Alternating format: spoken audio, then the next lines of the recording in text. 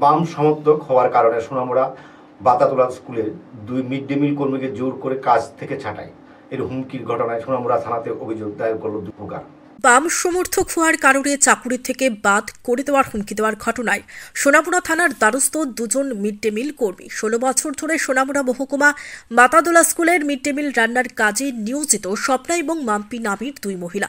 গত 2 মাস ধরে বাতাদোলা স্কুলে বন্ধ মিড ডে মিল জানা যায় বক্সনগর বিধানসভার বাতাদোলা দ্বাদশ শ্রেণী বিদ্যালয়ে দীর্ঘ 16 বছর ধরে রান্না করে যাচ্ছে স্বপ্না নব এবং মাম্পি নব। গত 10 মাস আগে দ্বিতীয়বার বিজেপি সরকার প্রতিষ্ঠিত হওয়ার পর তাদেরকে চাকুরিতে আসতে বাধা প্রদান করে স্থানীয় নেতারা। তাদের জায়গায় অন্য মহিলাদের নিয়োগ করা হয়। এই 2 মহিলা এখনো চাকুরি না ছাড়ায় নতুন নিয়োগ হওয়া মহিলারা বেতন পাচ্ছে না, ফলে তাদেরকে চাকুরি ছাড়ার কাগজে স্বাক্ষর করতে হুমকি প্রদান করছে বলে অভিযোগ এনে বুধবার সোনামুড়া থানায় হুমকি প্রদানকারীদের বিরুদ্ধে লিখিত অভিযোগ জানায় স্বপ্না এবং মাম্পি। চাকুরি থেকে বহিষ্কার করায় এখন ছেলে সন্তান নিয়ে বেকায়দায় 2 পরিবার। মুখ্যমন্ত্রীর কাছে বিচার চাইছে তারা। গণতান্ত্রিক দেশে সিপিআইএম সমর্থন করায় কি তাদের এত বড় অপরাধ জানতে চায় মহিলারা। সোনামুড়া থেকে নিজস্ব প্রতিনিধি রিপোর্ট নবীন ত্রিপুরা। সকালে হাই স্কুলের প্রাইমারি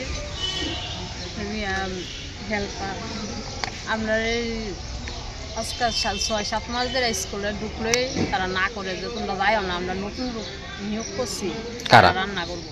কারা না করে? মেম্বার প্রধান আছে সত্যন রায়, বিষ্ণু বিশ্বাস, রবি দত্ত, রাকেশ দত্ত।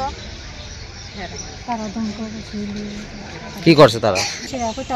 আমরা কাগজ সই দিতাম, আমরা বুঝি এই কাগজ সই দিতাম না, আমরা কাজ করি আমরা জুম করে কোন স্কুল আপনার কাছে? আমরা দমকায় টমকায় কাগজ সই লইছে বাতাদোলা হাই স্কুল মর্নিং।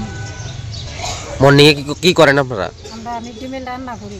আচ্ছা, তারপরে পরে আবার স্কুলে গেছি, সই নেওয়ার পর গিয়া স্যার বলছি স্যার আমরা রান্না করুন, কইছে না তারা নতুন মানুষ দিব, আমি কিতা করতাম। কে না করছে আপনারা? কি স্যারে না অন্য মানুষ? স্কুলের ইনচার্জের কাছে গেছি, পরের দিন রান্তাম বলে স্যার কইছে না তারা বলে নতুন মানুষ দিব, আমি কিতা করতাম। তারা কার কথা কইছে? তারা পার্টির মেম্বার প্রধান, তারা কথা কইছে। নাম কি? আমরা যে দমকায় বাইর করছে সত্যম রায়, রঞ্জিত সরকার, বিষ্ণু বিশ্বাস,